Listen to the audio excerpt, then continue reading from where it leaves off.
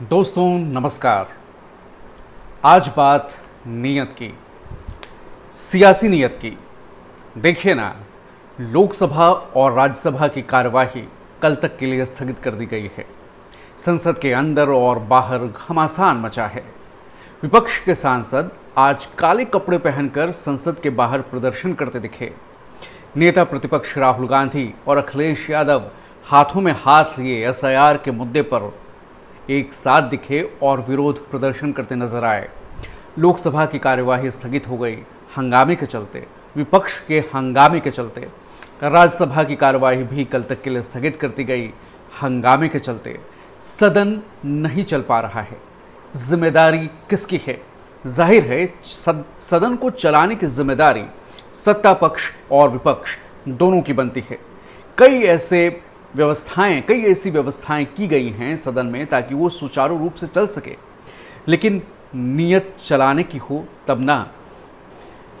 नियत होनी चाहिए सदन के कामकाज को सुचारू रूप से चलाने के लिए। आखिर बिजनेस एडवाइजरी कमेटी की मीटिंग्स जो होती हैं वो किस बात के लिए होती हैं? सर्वदलीय बैठक जो बुलाई जाती है वो किस बात के लिए बुलाई जाती है? सत्र के पहले सरकार जो हर मुद्दे पर चर्चा करने का आश्वासन देती है वो क्यों देती है? क्या ये महज खाना पूर्ति है? अगर खाना पूर्ति नहीं है तो उसका अमल सदन में होता दिखना चाहिए। सदन में समय क्यों नहीं तय हो पा रहा? इन सब के बीच आज मैं आपका ध्यान बिहार की ओर ले जाना चाहूंगा। जी हां, बिहार और यूपी के विधानसभा स्पीकर से सीखने की जरूरत है। आज जिस तरह बिहार विधानसभा में स्पीकर नंद किशोर यादव जी ने अपना आचरण किया वो काबिले तारीफ है, रोल मॉडल है, प्रशंसनीय है। स्पीकर आप जानते हैं वही होता है जो सत्ता दल का विधायक या सांसद होता है, लेकिन जब वो स्पीकर बन जाता है तो पूरे सदन की निष्ठा उसके साथ होती है और ये उसका कर्तव्य है कि उसका आचरण ऐसा हो ताकि सत्ता पक्ष और विपक्ष कोई भी उस पर पक्षपात करने का आरोप ना लगाए। हर किसी को बराबर मौका मिले और बतौर स्पीकर, बतौर सर्वोच्च आसन पर बैठे, संवैधानिक पद पर बैठे स्पीकर की नज़र में दोनों दल समदर्शी हों, दोनों को वो एक नज़र से देखें। आज बिहार विधानसभा में क्या हुआ? बिहार विधानसभा में एसआईआर के मुद्दे पर एक तो विरोध प्रदर्शन चल ही रहे हैं, लेकिन जब सदन के अंदर, विधानसभा के अंदर एक स्थिति आई जब स्पीकर ने नेता प्रतिपक्ष तेजस्वी यादव को बोलने का मौका दिया, मुद्दा एसआईआर का था, लेकिन इस बीच टोका टोकी शुरू हो गई। डिप्टी सीएम खड़े हो गए, जैसे अपने मीडिया कॉन्फ्रेंस में तेजस्वी यादव ने कहा वो तो उत्पाती डिप्टी सीएम है, वो खड़े हो गए और अपनी बात कहने लगे। तेजस्वी ने भी उसका पलटवार किया, लेकिन स्पीकर साहब ने, नंद किशोर यादव जी ने जो कहा वो गौर कीजिए। अगर आपने वो क्लिप नहीं देखा है तो आप जाकर देखिए किस तरह नंद किशोर यादव जी ने कहा डिप्टी सीएम को, बिहार के डिप्टी सीएम को, विजय सिन्हा जी को, आप मत सिखाइए कि सदन कैसे चलेगा। सदन चलाना मेरी जिम्मेदारी है। आप तय नहीं करेंगे कि मुझे क्या करना है क्या नहीं करना है, यह आसन तय करेगा, यह स्पीकर की जिम्मेदारी है। आप बैठिए। ये सत्ता पक्ष के भी विधायकों से कहा गया, ये विपक्ष के भी विधायकों से कहा गया। शांति बनाए रखने की अपील दोनों तरफ से की गई। जब आरजेडी के विधायक ने बपौती जैसे शब्दों का, या बाप का तो नहीं है, ये सदन किसी के बाप का नहीं है, जैसे शब्दों का इस्तेमाल किया, तो स्पीकर ने उनसे खेद जताने को कहा। स्पीकर का आचरण बिल्कुल पक्षपात से रहित था, वैसा था जैसा एक स्पीकर का आचरण होना चाहिए। और दोस्तों देखिए ना, लोकसभा में नेता प्रतिपक्ष राहुल गांधी कहते हैं कि उन्हें तो बोलने ही नहीं दिया जाता। जब वो बोलने के लिए खड़े होते हैं तो माइक बंद कर दी जाती है। माइक बंद नहीं किया गया तो कैमरे पर स्पीकर साहब नजर आने लगते हैं, ओम बिरला नजर आते हैं, नेता प्रतिपक्ष को स्क्रीन पर जगह नहीं मिलती। तमाम तरह के आरोप लगाए जाते हैं और कुछ में जब आरोप लगाए जाते हैं तो ऐसे ही नहीं होता है, कुछ हकीकत भी तो होती है, भले ही राजनीति होती हो। अगर राजनीति करनी ही तो दोनों दल हैं वहाँ। जनता की नज़रों में जनता को ये बताने हैं सत्ता पक्ष और विपक्ष की देखिए आपकी वजह से नहीं हो रहा है, वो कह रहे हैं कि आपकी वजह से नहीं हो रहा है। एक तरफ ये कह रहे हैं कि हम सब मुद्दे पर चर्चा के लिए तैयार हैं, विपक्ष हंगामा कर रहा है। दूसरी तरफ विपक्ष कह रहा है कि मुद्दे पर चर्चा के लिए तैयार है तो फिर समय दीजिए। तो फिर प्रधानमंत्री इस बात पे जवाब दें, तो विपक्ष की कुछ अपनी मांग होती है, सत्ता पक्ष की कुछ अपनी मांग होती है, कुछ अपनी दलील होती है, परंपराओं का हवाला दिया जाता है। और एंड रिजल्ट क्या होता है? एंड रिजल्ट ये होता है कि शोर और हंगामे के बीच अहम मुद्दों पर चर्चा नहीं होती। भले ही सदन के अंदर और बाहर लंबी चौड़ी बाइट्स, मीडिया बाइट्स हो जाए, मीडिया के सामने बात रखती जाए, जैसा कि आपने देखा होगा सदन के शुरू होते ही पीएम मोदी ने 18 मिनट के करीब वक्तव्य दिया, ओजस्वी बातों की बात कही, विजयोत्सव मनाने की बात कही, लेकिन सदन के अंदर क्या हो रहा है? सदन के अंदर हंगामा हो रहा है और जिम्मेदार दोनों पक्ष हैं। अगर विषय वस्तु तय होते तो शायद हंगामा कम होता। ये एक दूसरे पे उंगली उठाने की जो राजनीति है, उस राजनीति में सदन का सत्र चलते हुए जिस पे कि करोड़ों रुपए खर्च हो रहे हैं, और ये मीडिया में बहस का मुद्दा हर बार होता है कि जब हर मिनट इतना पैसा खर्च हो रहा है तो नतीजा क्या निकल रहा है?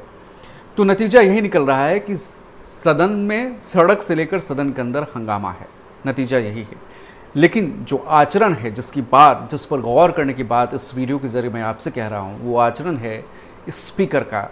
जब नीति सही होती है, नीयत सही होती है, पक्ष विपक्ष को आप सही एक नज़र से देखते हैं और वैसा ही आचरण करते हैं, तो कोई आप पर उंगली नहीं उठाता। कभी तेजस्वी यादव ने, मुझे याद नहीं पड़ता, ये कहा हो कि बिहार विधानसभा के अंदर उनका माइक बंद कर दिया गया, उन्हें बोलने की इजाज़त नहीं दी गई। उन्होंने कभी स्पीकर पर पक्षपात करने का आरोप लगाए हों, लेकिन लोकसभा के अंदर जब ओम बिरला, पिछले कुछ 11 साल से मोदी सरकार है, तीसरी बार मोदी सरकार है, तो ओम बिरला के प्रति विपक्ष के ये आरोप, राहुल गांधी खास करके आरोप लगाते रहे। वहीं आप राज्यसभा की कार्यवाही देख लीजिए, जगदीप धनखड़ साहब इस्तीफा देकर चले गए, स्वास्थ्य कारणों का हवाला दिया, लेकिन बीजेपी के एक भी नेता ने उनके स्वास्थ्य को लेकर कोई ट्वीट नहीं किया। पीएम मोदी ने एक बेहद ठंडा ट्वीट करते हुए उन्हें विदाई दे दी कि आपके उत्तम स्वास्थ्य लाभ की कामना करता हूं। वो धनखड़, जगदीप धनखड़, वो कैसे याद किए जाएंगे इतिहास में? एक ऐसे राज्यसभा चेयरमैन जिनके खिलाफ पहली बार अविश्वास प्रस्ताव का नोटिस दिया गया, एक ऐसे राज्यसभा चेयरमैन, वो तीसरे नंबर के, जिन्होंने अपनी कार्यवाही को, जिन्हें अपने कार्यकाल के बीच में इस्तीफा देना पड़ा, एक ऐसे चेयरमैन जिन्हें विदाई भाषण तक देना नसीब ना हुआ। आखिर क्या मिला उन्हें? जब विपक्ष ने तो आरोप यही लगाया आप पर कि आप सत्ता पक्ष के लिए बैटिंग करते हैं, विपक्षी सदस्य जब बोलते हैं तो टोका टोकी करते हैं, उन्हें ऑथेंटिकेट करने के लिए कहते हैं, वो बोलना शुरू होते नहीं कि उन्हें टोक देते हैं। कई तरह के आरोप लगाए गए और कई तरह के आरोप मीडिया डोमेन में हैं, चर्चा में हैं, और धनखड़ इसका निशाना बनते रहे। खुद बंगाल में भी ममता सरकार ने उन पर कई तरह के आरोप लगाए। तो इतिहास कैसे याद रखेगा भाई? पक्ष विपक्ष तो हर सदन में है।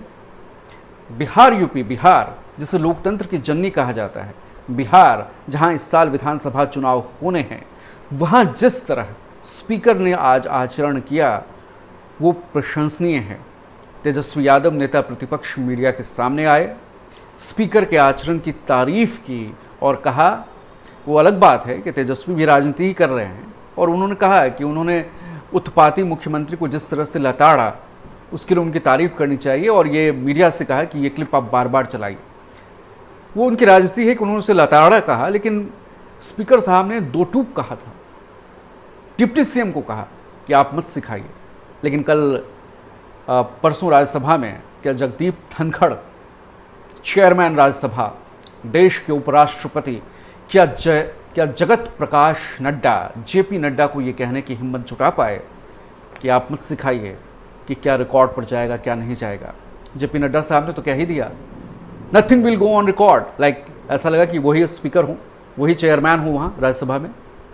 बाद में सफाई भी आ गई, हालांकि कि उन्होंने विपक्ष के लिए कहा था, वो हंगामा कर रहे थे इसलिए कहा था कि आपको विपक्षी सांसदों को, क्या आपको पता है कि nothing will go on record, मैं जो बोल रहा हूँ वही रिकॉर्ड पर जाएगा। लेकिन धनखड़ साहब को वहाँ टोकना चाहिए जैसा वो विपक्ष के सांसदों को टोकते हैं कि आप मत बताइए, आप चेयर से बात कीजिए, चेयर से रिक्वेस्ट कीजिए, चेयर है, चेयर सुन रहा है, आप मेरी तरफ देखकर बात कीजिए।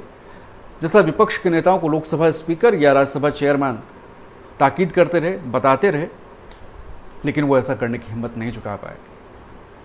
यूपी विधानसभा स्पीकर सतीश महाना, उनकी भी तारीफ होनी चाहिए।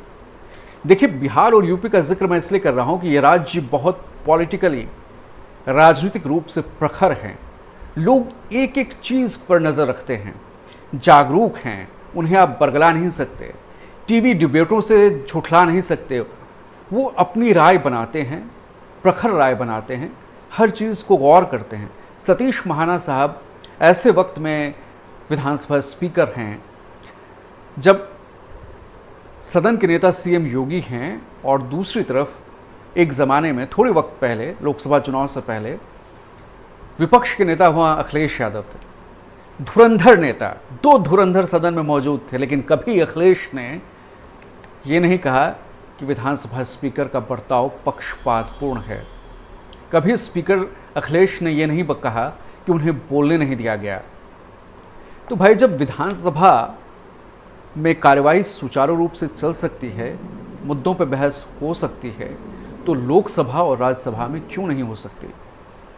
और ऐसे में अगर मैं ये कह रहा हूं कि उन्हें, लोकसभा और राज्यसभा के स्पीकर को, इनसे बिहार और यूपी के इन संवैधानिक पद पर बैठे जिम्मेदार व्यक्तियों से सीखने की ज़रूरत है, तो क्या गलत है? कि संसद में चर्चा होने के लिए है, करोड़ों रुपए खर्च होती हैं। संसद की जो जगह है, उसकी जगह बाहर में मीडिया में आके बाइट देने से, मीडिया में अपनी बात कहने से वो पूरी नहीं होती। संसद सर्वोपरि है, संसद सुप्रीम है। वहाँ आचरण जो है, वो आचरण नेताओं का, चाहे पक्ष के हो विपक्ष को, गरिमापूर्ण होना चाहिए।